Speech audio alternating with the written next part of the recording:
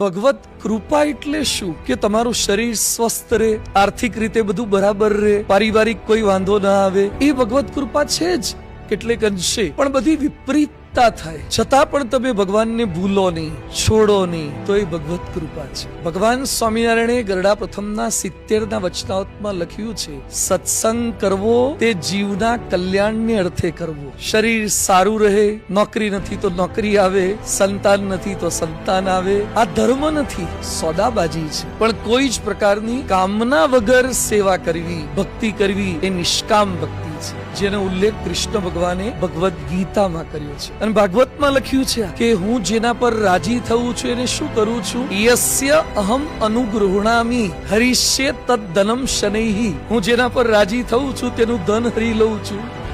ભૂખે મારું ભોય સુવાડું, તન્ની પાડું ખાલ, એમ કરતા પણ ન મૂકે તો પછી કરી દઉં ન્યા.